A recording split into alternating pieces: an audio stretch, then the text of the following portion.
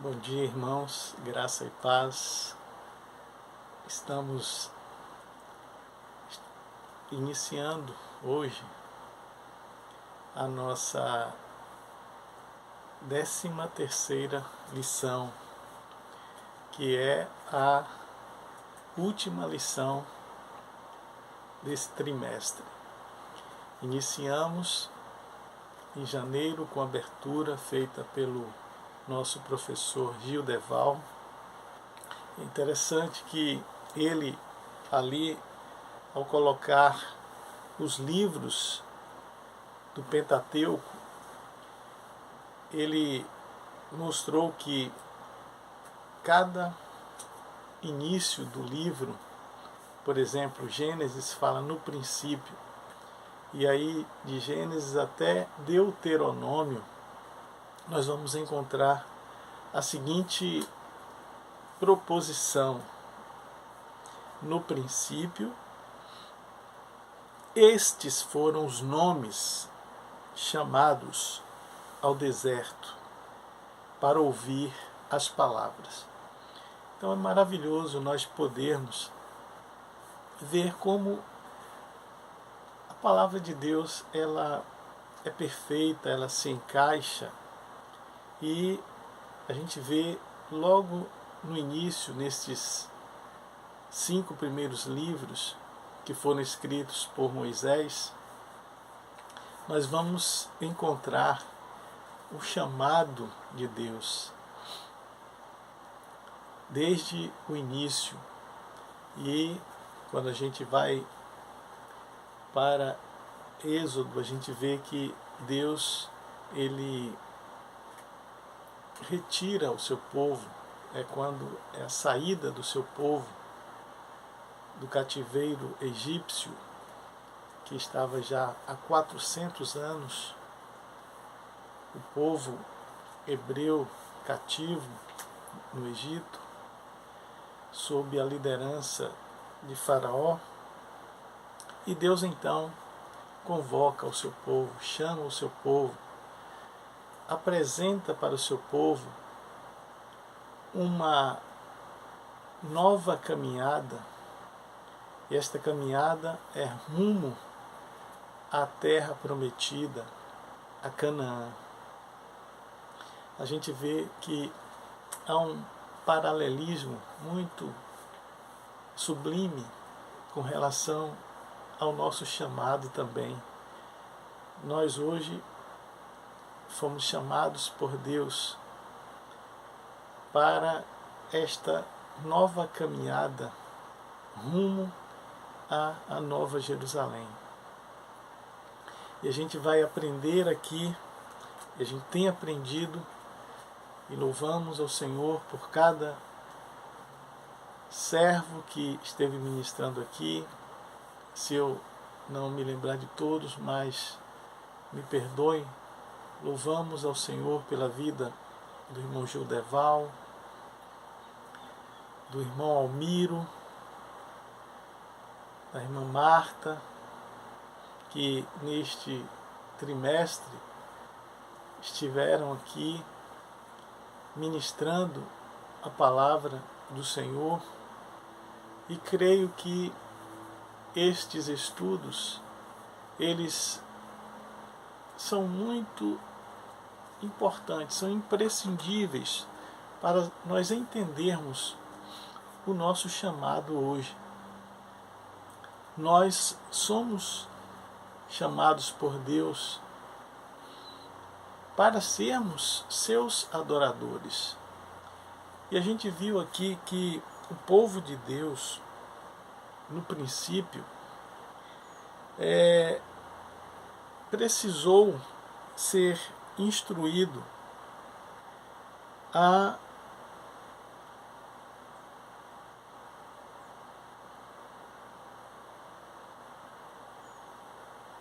abandonar algumas coisas que não pertencem mais àqueles que são adoradores de Deus. E uma destas coisas é a rebeldia.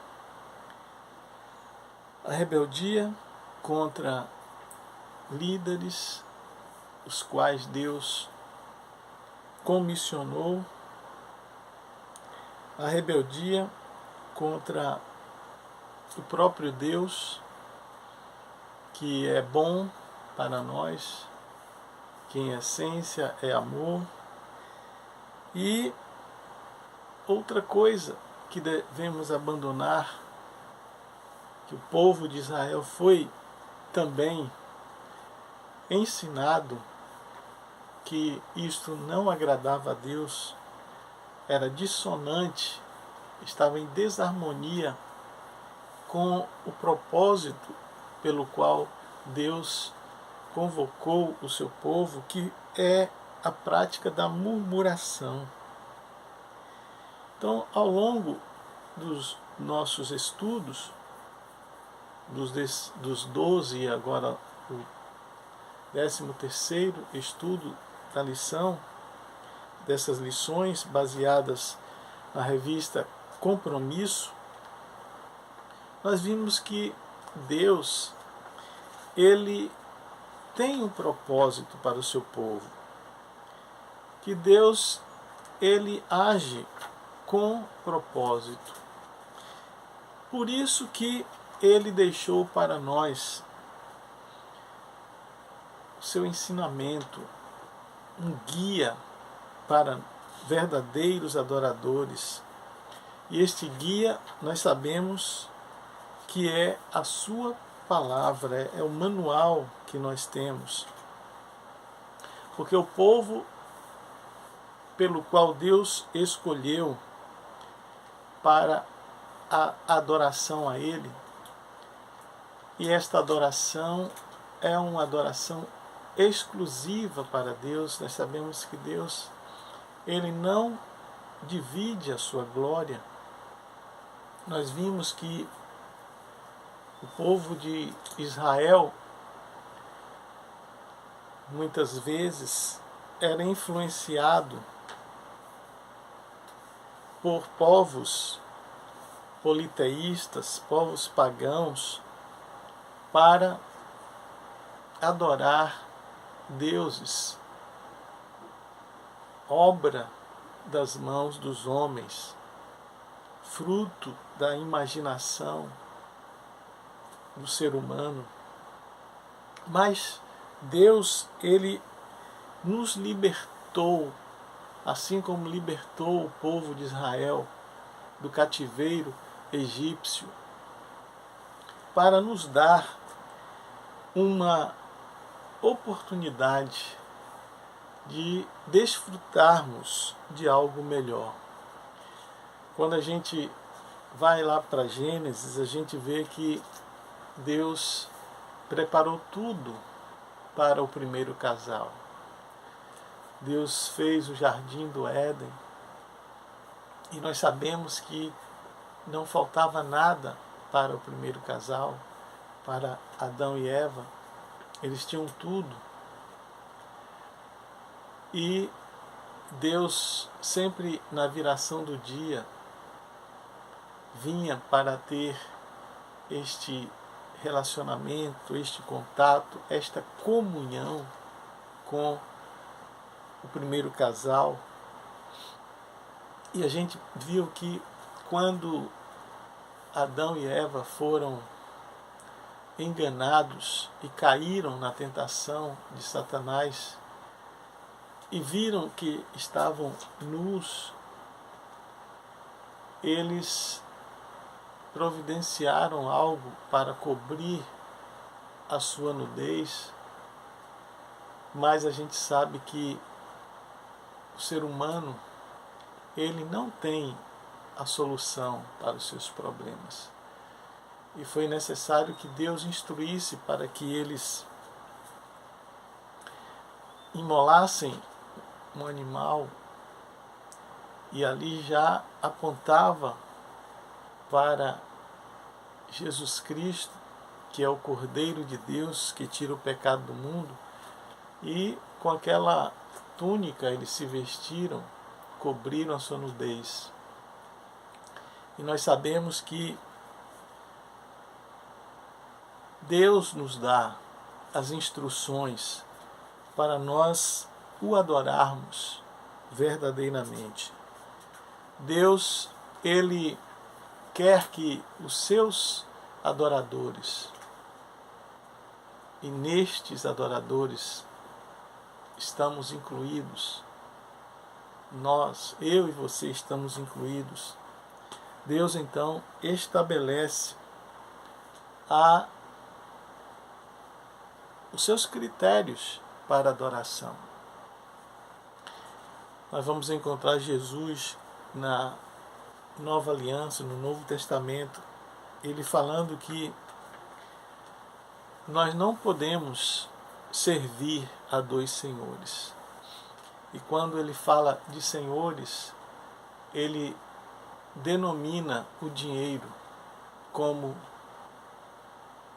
um Deus, como um Senhor. E esse Deus é denominado de Mamon. Jesus então disse que nós não podemos servir a Deus e a Mamon ou ao dinheiro, porque haveremos de agradar a um e odiar o outro, ou vice-versa. Mas Jesus nos ensina que nós precisamos ter em mente a atitude de renunciar àquilo que não agrada a Deus. Nós vemos que muitas vezes há pessoas hoje que se dizem converter a Cristo, mas que continuam na mesma prática que antes estava vivendo. Mas nós sabemos que Jesus ensinou que aquele que quiser vir após mim, negue-se a si mesmo, tome cada dia a sua cruz e siga-me. Então, esta deve ser a atitude nossa que queremos adorar a Deus em espírito e em verdade.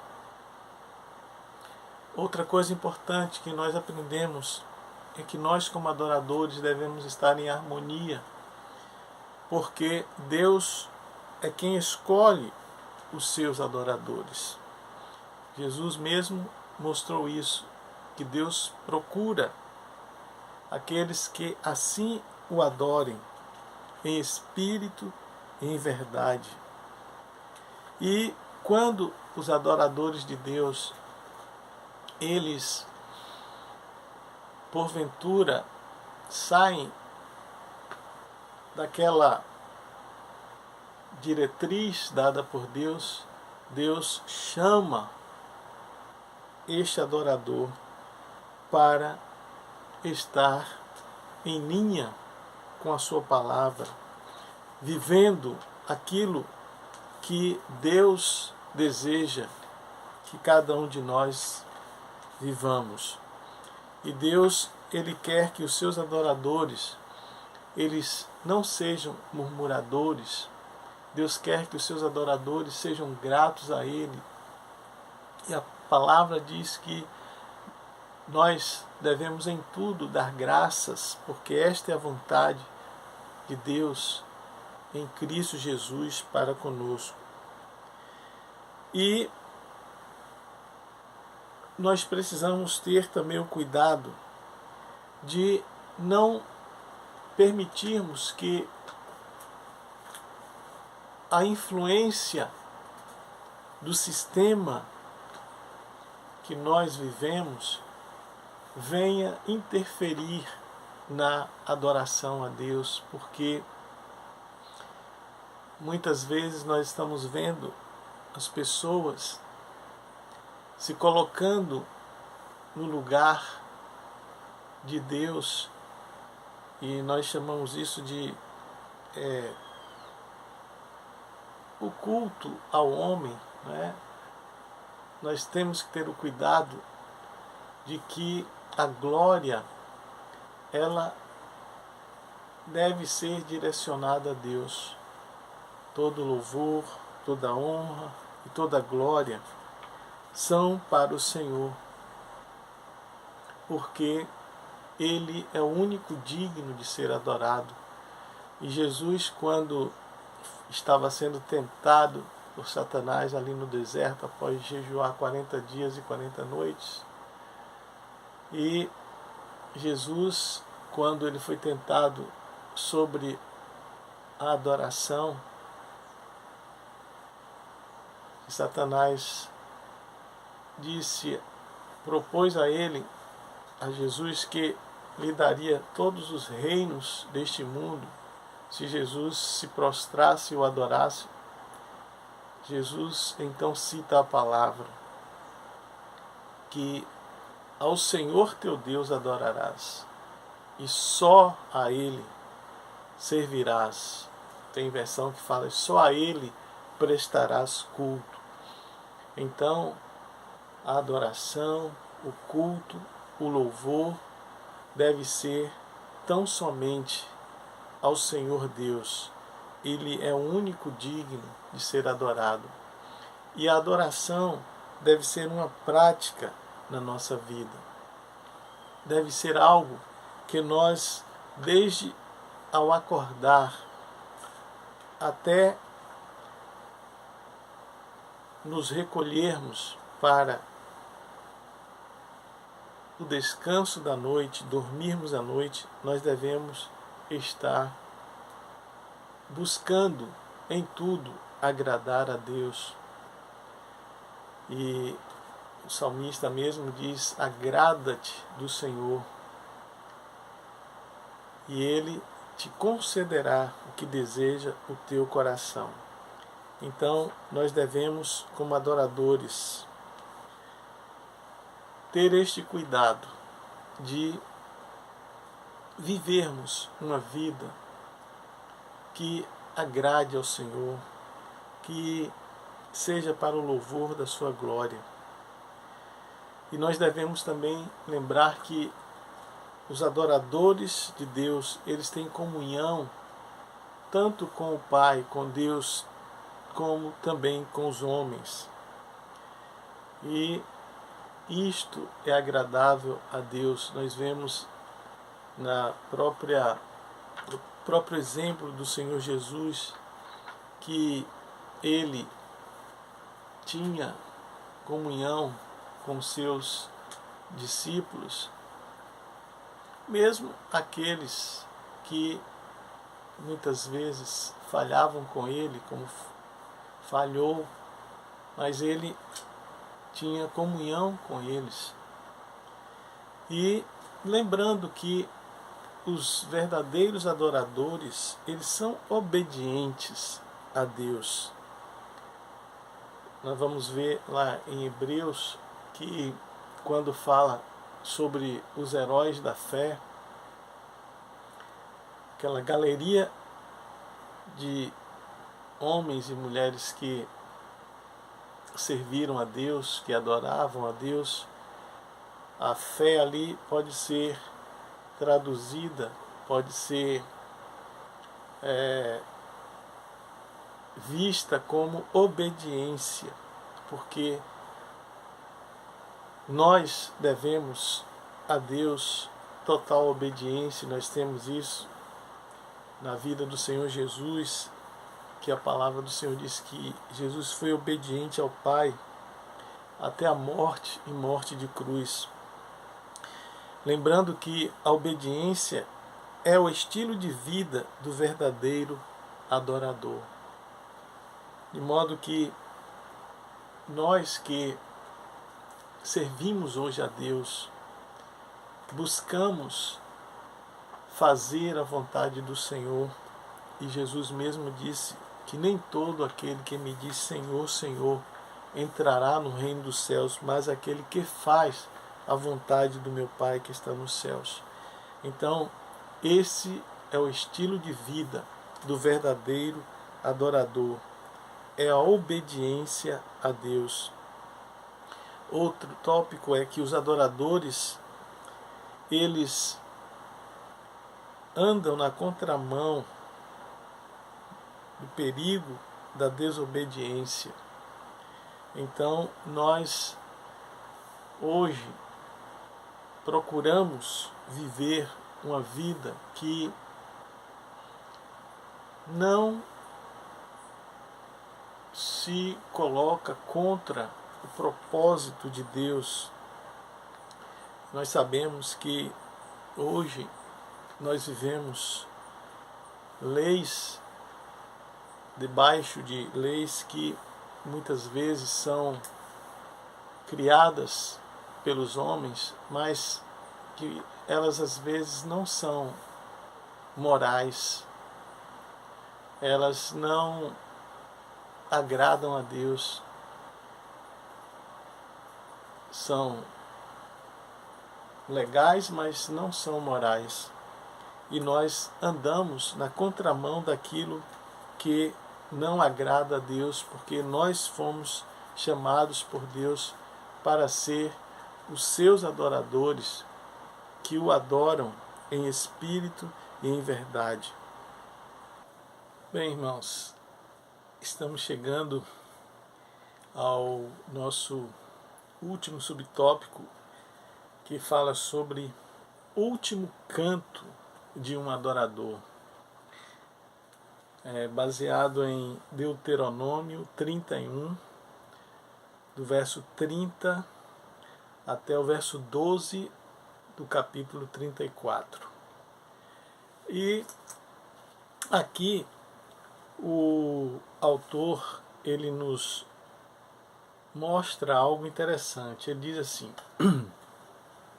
é provável que muitos de nós, se avisados por Deus de que morreríamos amanhã ou depois, e Deus nos mandasse subir ao ponto mais alto da nossa cidade, uma montanha ou um arranha-céu, para contemplar pela última vez os lugares que amamos, pensar nas pessoas que transitam lá embaixo, nossa mente ansiosa e nossa voz embargada não produzissem um cântico ao Senhor. Então, o autor aqui da lição ele nos chama a uma realidade de que nós estamos susceptíveis a situações que nos levam a tomar determinadas atitudes. E como servos de Deus, como adoradores do Senhor, que atitude, que reação, qual é o comportamento que nós estamos esboçando diante das realidades, dos fatos que se nos apresentam? Aqui ele diz que Moisés, em circunstância assim, ainda elevou um cântico que era um misto de adoração ao Senhor e exortação a Israel. 3 assuntos principais dominam a alma do grande trovador: a justiça e a retidão de Deus, a vileza do pecador e a soberania de Deus.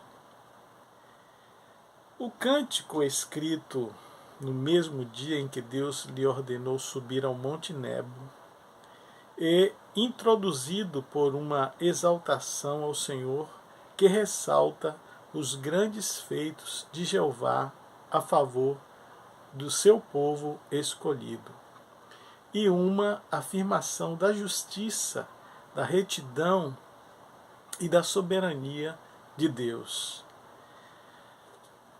Aqui o autor da lição, ele mostra que Henry chamou chama a nossa atenção para um detalhe importante. Moisés faz apenas uma ligeira alusão aos dissabores que teve nas ocasiões de rebelião do povo. Atitudes já perdoadas por ele. Então, a gente vê aqui como Moisés ele nos ensina, né, diante das adversidades, diante da dificuldade que ele teve na condução do povo de Israel, que antes havia ficado exilado 400 anos no Egito, trabalhando sob um jugo de servidão, de escravidão, sob a liderança de Faraó. E quando Deus providencia o meio pelo qual o seu povo seria liberto desta escravidão, usa Moisés, que num período de 40 anos ali no deserto, ele teve experiências marcantes, experiências difíceis, e a atitude que Moisés aqui nos mostra que aquelas ações de rebelião, de dissonância, de desarmonia que muitas vezes o povo de Israel emitia contra Moisés, contra a sua liderança, contra o próprio Deus. Aqui, Henry, né, citado pelo autor da lição, ele mostra que Moisés já havia perdoado. E isto nos ensina que nós devemos guardar na nossa memória, trazer à nossa memória aquilo que nos dá esperança, conforme a própria palavra de Deus nos ensina. E era o que Moisés fazia. Um grande homem, esse Moisés, é o que Henry fala. Um verdadeiro adorador. Seu último canto deve ter ressoado pelas campinas de Moabe e ressoa ainda hoje em nossos corações. A Deus toda a glória.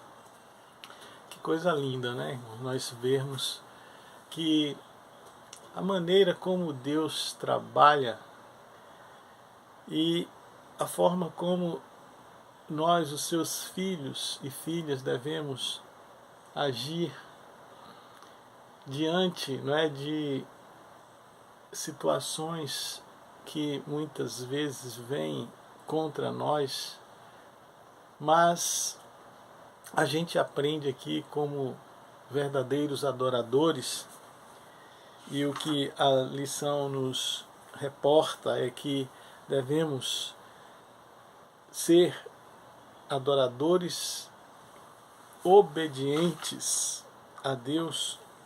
A gente vê isso na vida de Moisés. E eu me lembro que antes de meu pai ele partir para o Senhor, nós tivemos alguns momentos muito agradáveis, e eu e Marta, minha esposa, juntamente com meu pai, que também se chama Moisés, pegamos o cantor cristão, meu pai já assim com a idade bastante avançada, ele partiu para o Senhor com 101 anos, mas a memória dele ainda estava muito boa, e nós cantávamos, eu, Marta e ele, os hinos do cantor cristão. Nós começamos do hino número 1, antífona, né? A ti, ó Deus, fiel e bom Senhor, eterno Pai, supremo benfeitor. E nós cantávamos, eu, meu pai e Marta cantávamos, e aí fomos cantando um após outro, e todos os que nós conhecíamos, nós cantamos desde o número 1 do cantor cristão até o 581. E isto me faz pensar que meu pai, a semelhança de Moisés, que era o xará, né, do meu pai, seus últimos dias foram de louvor, de cântico, e isso eu pude presenciar, eu pude experienciar juntamente com a minha esposa e meu pai. Isso foi muito bom.